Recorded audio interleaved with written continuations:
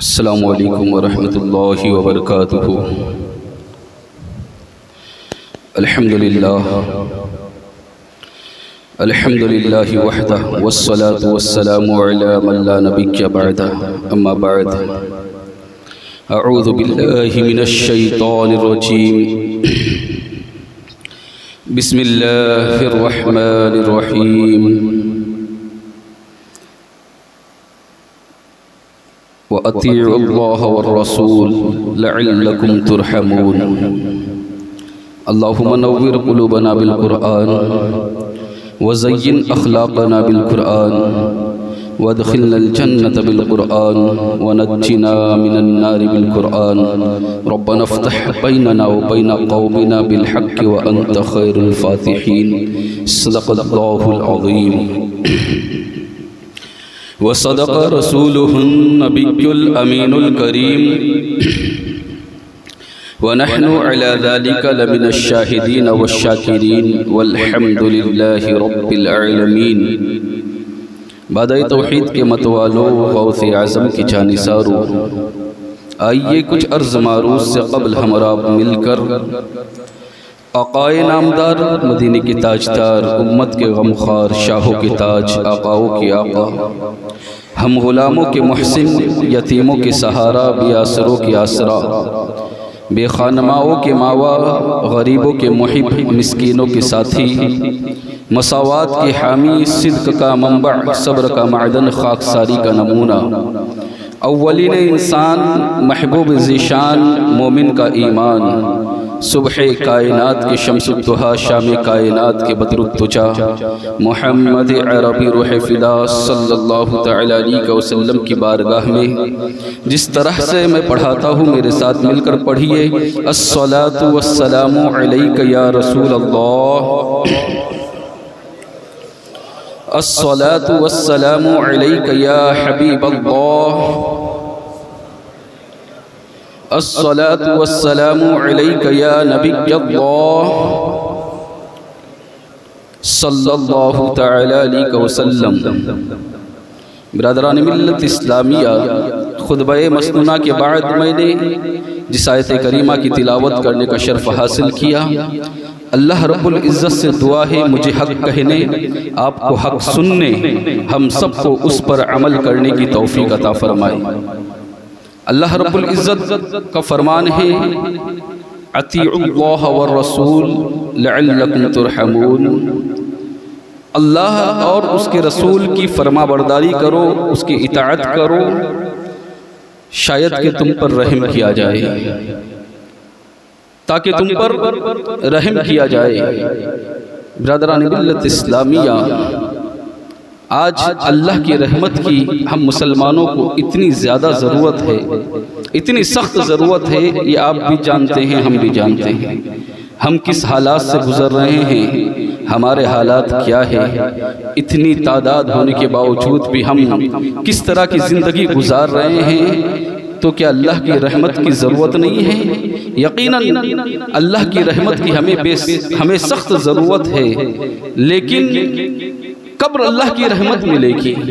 تو اللہ نے فرما دیا کہ اگر تم اللہ اور اس کے رسول کی اطاعت کرو گے تو تمہیں اللہ کی رحمت ملے گی، اللہ تم پر رحم کرے گا۔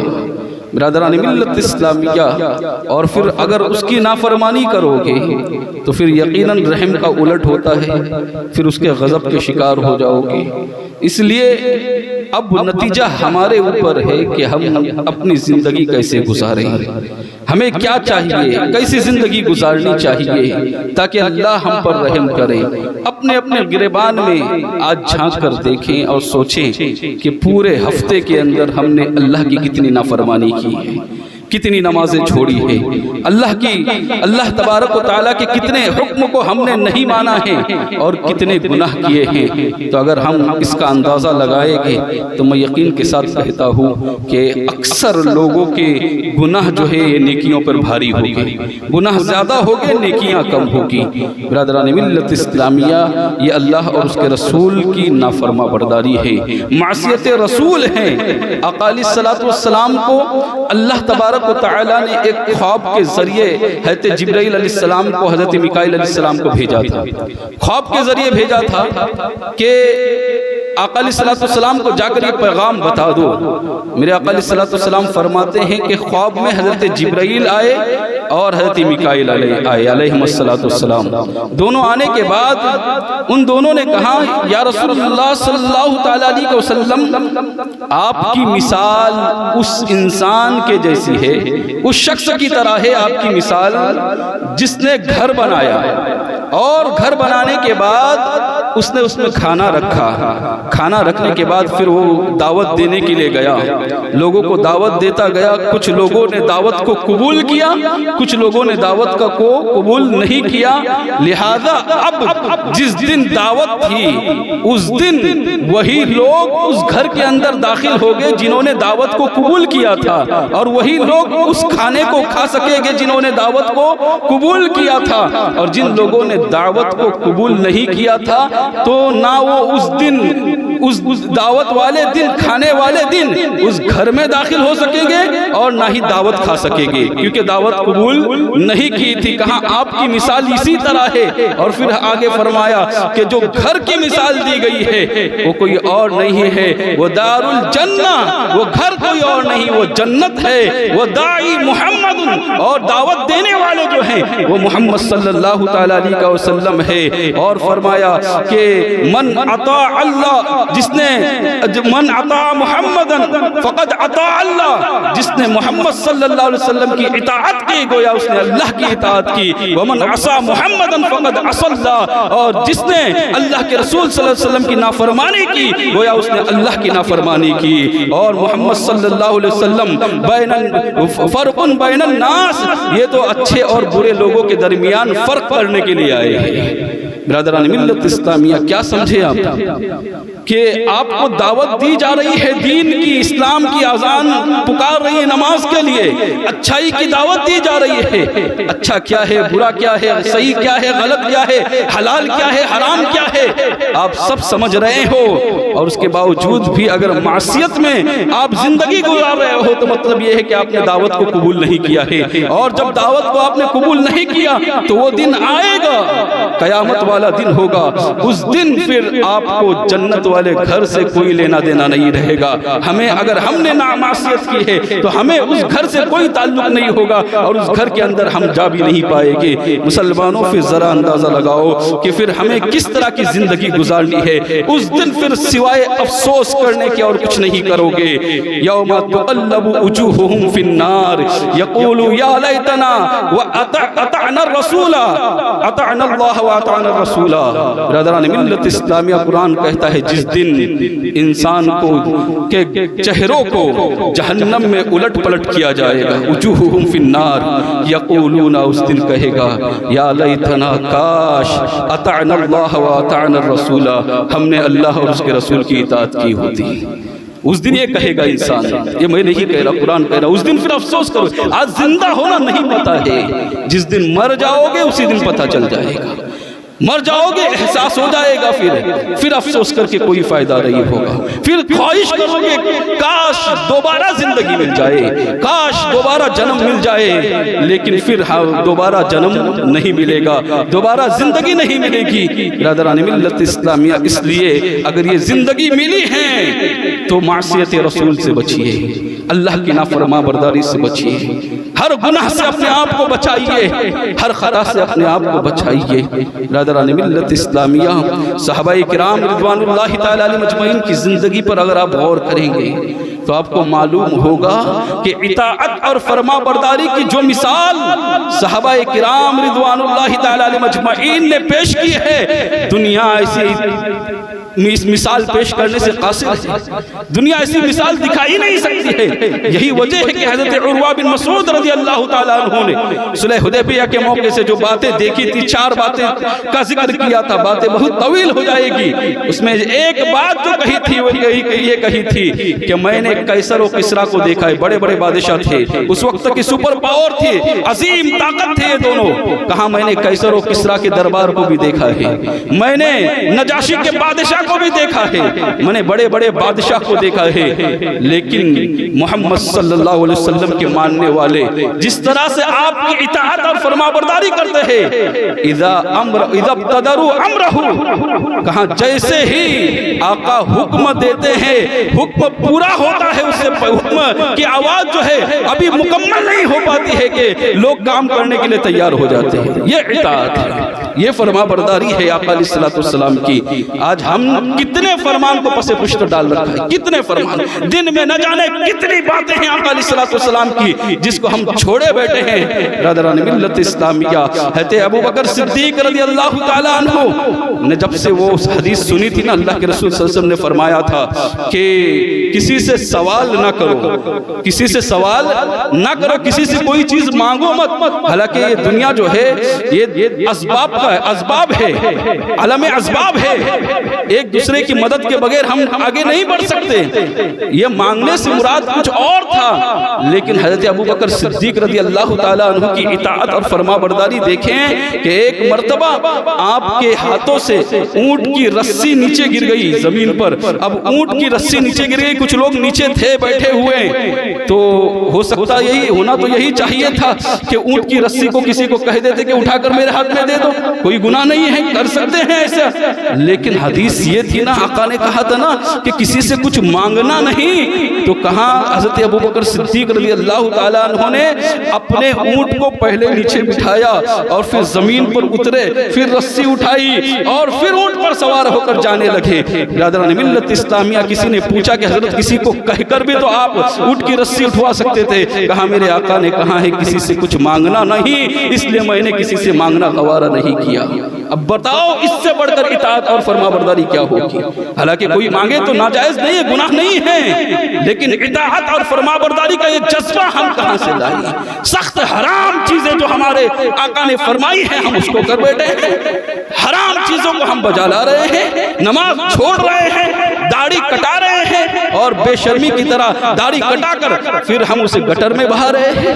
برادران ملت اسلامیہ، اسی پر بس نہیں بلکہ ہم نے اپنی ہر خوشی کو ایسے گناہوں کے اندر تبدیل کر دیا ہے کہ کبھی کبھی شرم محسوس ہوتی ہے کہ کتنا بولا جائے، کتنا سمجھایا جائے۔ حال یہ ہے کہ ہم نے شادیوں کو گانوں میں تبدیل کر دیا، گانے بجانے ہمارے شادی کے اندر، ڈھول تاشے ہمارے شادیوں کے اندر۔ اگر تھوڑی بھی حیا باقی ہے اور شرم باقی ہے تو پھر یہ تمام چیزوں کو بند کر دو، اسلام ان تمام چیزوں کی اجازت نہیں دیتا ہے۔ برادران ملت اسلامیہ، یہ معصیت رسول میں ہے، قیامت کے دن آپ کو حساب دینا پڑے گا، اس کا جواب دینا پڑے گا۔ اور جو مرد ہوتا ہے یہ پورے خاندان پر، پورے گھر والوں پر حاکم ہوتا ہے، جو گھر کا بڑا مرد ہے اس کی سب سے بڑی ذمہ داری ہے کہ یہ سب کو روکے، اپنے گھروں میں گناہ ہونے سے بچائے۔ ہر گھر کے اندر ٹی وی ہے، ہر گھر کے اندر عریانیت، ہر گھر کے اندر فحاشیت، ہر گھر کے اندر پکچریں دیکھی جا رہی ہیں، موویز دیکھے جا رہے ہیں، باپ بھی بیٹا ہے، بیٹا بھی بیٹا ہے، اور حال یہ ہے کہ ننگے گانوں کو باپ بھی دیکھ رہا ہے، ماں بھی دیکھ رہی ہے اور بیٹا بھی دیکھ رہا ہے۔ کہیں شرم نہیں، کہیں حیا نہیں، یہ معصیت رسول ہے، اس سے بچو۔ صحابہ کرام رضوان اللہ تعالی علیہ مجمعین اپنی پوری زندگی اطاعت رسول میں گزارنے کے لیے بے چین رہا کرتے تھے، اور ہم پوری زندگی معصیت رسول میں گزار رہے ہیں۔ مسلمانوں، بے حیائی سے بچو، برے کاموں سے بچو۔ موبائل کے اندر جو رات بھر غلط مناظر دیکھتے ہو، اس سے بچو۔ کیا آپ کو یہ نہیں لگتا کہ آپ جو چیزیں دیکھ رہے ہیں، آپ کے جانے کے بعد آپ کا بیٹا بھی وہ چیزیں دیکھے گا، آپ کا بیٹا بھی اس میں اس بے حیائی کے اندر شامل ہو جائے گا؟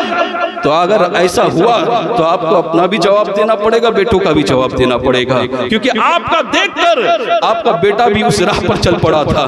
اپنے آپ کو بچاؤ گناہوں سے، فحاشی اور عریانیت کے مناظر سے اپنے آپ کو بچاؤ، اور ہر معصیت سے اپنے آپ کو بچاؤ۔ برادران ملت اسلامیہ، حضرت عبداللہ رضی اللہ تعالیٰ عنہ کے بارے میں ایک روایت ملتی ہے، اطاعت کا جذبہ دیکھو، فرما برداری کا جذبہ دیکھو۔ میرے آقا علیہ السلام خطبہ دے رہے تھے، جمعہ کے دن کا خطبہ تھا، خطبہ دے رہے تھے، کچھ لوگ مسجد کے اندر کھڑے تھے، کچھ لوگ مسجد کے اندر کھڑے تھے، آقا علیہ السلام نے فرمایا بیٹھ جاؤ، اتنا ہی کہا، کسی کا نام نہیں لیا، کہا کہ بیٹھ جاؤ، وہ تو بیٹھ گئے۔ حضرت عبداللہ رضی اللہ تعالی عنہ جو مسجد کے باہر تھے، انہوں نے جیسے ہی سنا نا آقا نے کہا بیٹھ جاؤ، مسجد کے باہر بیٹھے اور اپنے گھٹنوں کے بل گھسیٹتے ہوئے مسجد کے اندر آئے۔ اللہ اکبر۔ میرے آقا علیہ السلام کو جب بعد میں یہ واقعہ پتا چلا کہ حضرت عبداللہ بن رواحہ نے یہ اس طرح کا عمل کیا ہے کہ آپ نے جب بیٹھنے کہا تھا، کس کو کہا تھا؟ مسجد کے اندر والوں کو کہا تھا، جو کھڑے تھے ان کو بیٹھنے کے لیے کہا تھا، آپ باہر تھے اور بیٹھ کر پھر گھٹنوں کے بل گھسیٹتے ہوئے مسجد میں داخل ہوئے۔ تو حضرت عبداللہ بن رواحہ رضی اللہ تعالیٰ عنہ کی یہ بات سرکار کو پتا چلی تو آقا بڑے خوش ہوئے اور آقا نے فرمایا کہ یہ ہے میرے غلاموں کی پہچان اور یہ ہے علامت، جو میرے ماننے والے ہیں ان سے نہیں کہا گیا، صرف انہوں نے سنا کہ محمد صلی اللہ علیہ وسلم نے بیٹھنے کے لیے کہا ہے تو ابھی اسی وقت بیٹھنا ضروری ہے۔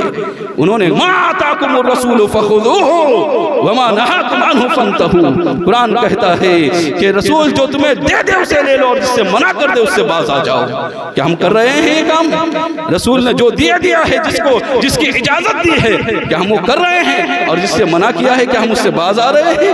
اگر نہیں آ رہے ہیں تو پھر آخرت کی فکر کرو، مرو گے جب پتا چلے گا۔ آج تو بڑی اچھی زندگی گزار رہے ہو نا، اللہ نے دیا ہے تو اللہ کی نعمتوں کا شکریہ ادا کرو، اللہ نے جو دولت دی ہے اس کا شکر ادا کرو اور اپنے آپ کو معصیت سے بچاؤ، اپنے آپ کو گناہوں سے بچاؤ۔ برادران ملت اسلامیہ، صحابہ کرام رضوان اللہ تعالی علیہم اجمعین جیسا جذبہ آپ لا ہی نہیں سکتے، ہم لا ہی نہیں سکتے، لیکن کم سے کم ان کے نقش قدم پر چلتے ہوئے کچھ باتوں پر تو عمل کر سکتے ہیں نا، جو اللہ نے ہمیں طاقت دی ہے اس سے تو ہم بچ سکتے ہیں نا۔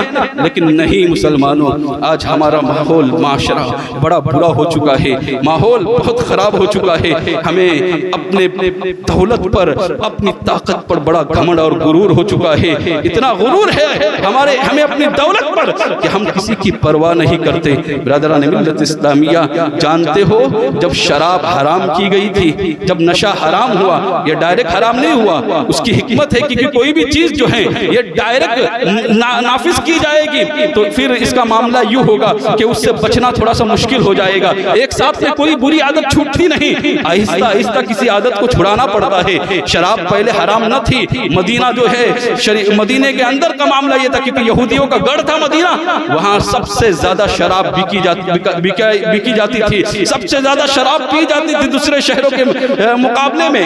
حال یہ تھا کہ ہر روز شراب کا جام چلتا تھا۔ حال یہ ہوا کہ پہلے اللہ تبارک و تعالیٰ نے یوں فرمایا فیہما اسم کبیر ومنافع للناس، کیونکہ بہت بڑی تجارت ان سے منسلک تھی، ڈائریکٹ چھوڑنے کے لیے کہا جاتا تو پھر اتنی بڑی تجارت کو چھوڑنا اور شراب کے نشے کو چھوڑنا، عادت کو چھوڑنا آسان نہ ہوتا، اس لیے پہلے کیا کہا فیہما اسم کبیر، اس میں بڑا گناہ ہے یعنی بڑے نقصانات ہیں، اور اس میں منافع جو ہے وہ کم ہے، اس میں فائدہ جو ہے کم ہے، یعنی تم جو فائدہ سمجھ رہے ہو، جو یہ بکری ہو رہی ہے، اس کو جو تم نفع سمجھتے ہو، یہ نفع تو آخرت کے مقابلے میں بہت تھوڑا ہے۔ لیکن صحابہ کرام رضوان اللہ تعالی علیہم اجمعین بہت سارے ایسے تھے جنہوں نے اس بات کو سمجھ لیا اسی وقت، اور بہت سارے انہیں نہیں سمجھا، کہا کہ ٹھیک ہے اجازت تو ہے ابھی بھی پینے کی، تو بہت سارے صحابہ اس وقت بھی پیا کرتے تھے، بہت سارے لوگ تھے جو اس وقت پیا کرتے تھے، کیونکہ حرام نہیں کہی نا، ابھی اجازت ہے، صرف نفع اور نقصان کا بتایا کہ نفع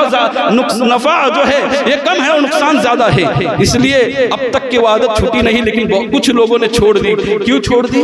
آقا نے فرمایا، دیکھو آقا کی باتوں کا کتنا عمل دخل ہے ان کی زندگی میں کہ ہم اپنی زندگی میں وہ عمل کرتے ہیں نہیں کرتے۔ بہرحال پھر آگے یوں ہوا کہ حضرت علی کرم اللہ وجہہ الکریم فرماتے ہیں کہ حضرت عبد الرحمن بن عوف رضی اللہ تعالیٰ عنہ کے گھر پر دعوت ہوئی، اور اس دعوت کے اندر پھر شراب کا دور چلا، لوگوں نے شراب پی، اور اس کے بعد پھر مغرب کی اذان ہوئی تو مغرب کی اذان میں ایک شخص اذان کے بعد نماز پڑھانے کے لیے ایک شخص آگے بڑھا، جیسے ہی اس نے امامت کے لیے نیت باندھی اور سورہ کافرون شروع کی، قل یا ایھا الکافرون لا اعبد ما تعبدون، تو اس نے کہا معاذ اللہ اعبد ما تعبدون، لا کو چھوڑ دیا۔ لا اعبد کا مطلب ہوتا ہے میں اس کی عبادت نہیں کرتا جس کی تم کرتے ہو، میں اس کی عبادت نہیں کرتا جس کی تم کرتے ہو، اور اعبد ما تعبدون کا مطلب یہ ہوگا کہ میں اسی کی عبادت کرتا ہوں جس کی تم کرتے ہو. یعنی یہ لا جتنے بھی ہیں سورہ کافرون میں جو انکار کے لا ہیں ان لا کو ہٹا دیا اور سب جگہ اقرار کیا. اللہ اکبر. جب آقا علیہ السلام کو اس بات کی خبر ہوئی حضرت جبرائیل علیہ السلام آئے اور انہوں نے پھر کہا یا ایھا الذین آمنوا لا تقربوا الصلاۃ وانتم سکارى حتى تعلموا. کہا اے ایمان والو تم نماز کی حالت میں نشے کی حالت میں نماز کے قریب نہ جاؤ جب تک کہ تم کچھ جان نہ لو، یعنی اپنے آپ کو پہچان نہ لو، جب تک کہ آپ کے ہوش جو ہے یہ آپ کا برقرار نہ ہو جائے، صحیح نہ ہو جائے، اس وقت تک نماز کے قریب نہ جاؤ. تو اب کیا ہوا؟ پہلے کہا کہ نفع کم نقصان زیادہ، کچھ لوگوں نے چھوڑ دیا، لیکن اب کہا کہ نماز کے قریب نہیں جانا ہے. تو اب ہوتا یہ کہ اگر فجر کے بعد پیے تو نشہ ظہر تک باقی رہے گا، ظہر بعد پیے تو عصر تک باقی رہے گا، عصر بعد پیے تو مغرب تک باقی رہے گا، اور مغرب بعد پیے تو عشاء تک باقی رہے گا. تو صحابہ کرام رضوان اللہ تعالی علیہ مجمعین کی جو جماعت شراب پیتی تھی انہوں نے دن میں چھوڑ دی اور عشاء کے بعد پھر پینا شروع کر دیا. وجہ یہ کہ اب پوری رات میں تو نشہ اتر ہی جائے گا، اور اتنا ہی وہ پیتے تھے. پابند دیکھو کتنے تھے، کیسی شریعت کی اور آقا علیہ السلام کی اطاعت اور فرما برداری کتنی تھی. دن میں بند کر دیا، رات میں پینا شروع کیا، اور رات کا بھی عالم کہ اتنا ہی کہ صبح کی نماز تک نشہ اتر جائے. برادران ملت اسلامیہ اب دوسرا اسٹیپ تھا. دیکھیں کیسی اسٹیپ بائی اسٹیپ جو ہے بری عادت کو چھڑایا ہے اللہ تبارک و تعالیٰ نے. جیسے ہی لوگوں کے درمیان طاقت پیدا ہوئی، یہ قوت پیدا ہوئی کہ ہم شراب کو چھوڑ سکتے ہیں، دن میں نہیں پی سکتے تو پھر رات میں کیا ضرورت ہے. پھر ایک دن اللہ تبارک و حضرت عبد الرحمن بن عوف کہتے ہیں کہ اللہ کے رسول تاجدار مدینہ صلی اللہ تعالیٰ علیہ وسلم نے رات کے وقت منادی کو بھیجا. وہ ندا لگا رہا تھا، وہ آواز لگا رہا تھا یا ایھا الذین آمنوا انما الخمر والمیسر والانصاب والازلام رجس من عمل الشیطان فاجتنبوہ لعلکم تفلحون. کہ اللہ تبارک و تعالیٰ نے تم پر جوا اور شراب کو حرام کر دیا ہے، اس سے بچو تاکہ تم کامیاب ہو جاؤ.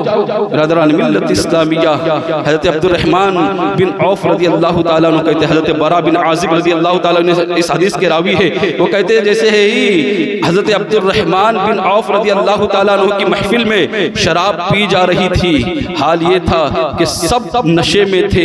روایت میں یہاں تک آتا ہے کہ نشے کا یہ عالم تھا کہ سب کے سر جھکے جا رہے تھے نشے کی وجہ سے، سب کے سر جھک رہے تھے نشے کی وجہ سے. اور منادی نے ندا لگائی کہ شراب حرام ہو چکی ہے، نشہ حرام ہو چکا ہے. تو اب کسی نے کہا، کسی کے ہاتھ میں پیالہ تھا، کسی کے منہ میں ڈالی ہوئی شراب تھی اور مٹکے سامنے بھر لگے ہوئے تھے. لوگوں نے کہا مٹکے توڑ دو اور شراب کو انڈیل دو، شراب کو بہا دو. کسی نے کہا کہ ایسا نہ کرو، پہلے خبر کی تصدیق بھی تو کی جائے، پہلے خبر کو معلوم بھی تو کیا جائے کہ صحیح یا غلط ہے. اگر صحیح ہوگی تو پھر ہم ایسا کریں گے کہ نہیں پیے گے، اگر غلط ہوگی تو پھر پیے گے. لیکن پھر جذبات نے انگڑائیاں لی اور لوگوں نے مل کر فیصلہ کیا نہیں، اگر معاملہ یہ ہے کہ خبر جھوٹی ہے تو شراب دوسری لائی جا سکتی ہے، لیکن اگر خبر سچی ہوگی تو معصیت رسول میں گرفتار ہوگے اور اللہ رسول کے نافرما برداروں میں تمہارا شمار ہوگا. اسی وقت مٹکے کو پھوڑ دیا جائے، ہاتھوں کے اندر جو شراب ہے اسے پھینک دیا جائے، منہ میں جو ہے اسے کلی کر دیا جائے. لوگوں نے تاریخ بتاتی ہے کہ لوگوں نے اس پر عمل کیا، جس کے ہاتھ میں شراب تھی ہاتھوں سے پھینک دیا، مٹکوں کو توڑ دیا. اس صبح کے اندر روایت میں آتا ہے مدینے کے گلیوں میں ایسی شراب بہ رہی تھی، ایسا لگ رہا تھا کہ ابھی ابھی آسمان سے پانی نازل ہوا ہے، بارش نازل ہوئی ہے. مسلمانوں یہ اطاعت اور فرما برداری کا جذبہ تھا. آقا نے فرمایا نہیں تو بس ختم، اب نہیں کرنا ہے. یہ جذبہ کب پیدا ہوگا اطاعت اور فرما برداری کا؟ گناہوں سے بچنے کا یہ جذبہ کب پیدا ہوگا مسلمانوں ہمارے اندر؟ اور ایک بات اس کے اندر خاص طور پر بتاؤں، معاملہ یہ ہے کہ اس وقت صحابہ جو تھے وہ نشے کی حالت میں تھے، عقل حواس درست نہیں تھی، اور نشے کے عالم میں بھی اطاعت کا یہ عالم تھا. تو نشہ نہ رہے تو اطاعت کا عالم کیا ہوگا؟ مسلمانوں تم تو ہوش میں ہو اور اس کے باوجود بھی معصیت رسول کرتے جا رہے ہو، گناہ پر گناہ کرتے جا رہے ہو. ہوش ٹھکانے لاؤ اپنے اور معصیت رسول سے بچو. برادران ملت اسلامیہ لیکن ہمارا حال یہی ہے. اعلیٰ حضرت نے کہا تھا نا، دن لہو میں کھونا تجھے، شب صبح تک سونا تجھے، شرم نبی خوف خدا یہ بھی نہیں وہ بھی نہیں، اور رزق خدا کھایا کیا. رزق خدا کھایا کیا، فرمان حق تعالیٰ کیا، شکر کرم ترس سزا یہ بھی نہیں وہ بھی نہیں۔ مسلمانوں یہ بھی نہیں ہے ہمارے اندر اور وہ بھی نہیں، اللہ نے رزق عطا کیا ہے تو اس کا شکر ادا کرے، گناہوں سے بچے، اور اللہ نے اگر رزق نہ بھی عطا کیا ہے تو قیامت کی دن سزا جو ہونے والی ہے اس سے بچے۔ یہ ڈر ہمارے دل میں ہونا چاہیے، اگر یہ خوف ہمارے دل کے اندر ہوگا تو ہم پھر معصیت سے بچیں گے، ہم گناہوں سے بچیں گے۔ اللہ تعالیٰ سے دعا ہے کہ کہنے سننے سے زیادہ ہم سب کو عمل کرنے کی توفیق عطا فرمائے۔ وما علینا الا البلاغ۔ السلام علیکم ورحمۃ اللہ وبرکاتہ۔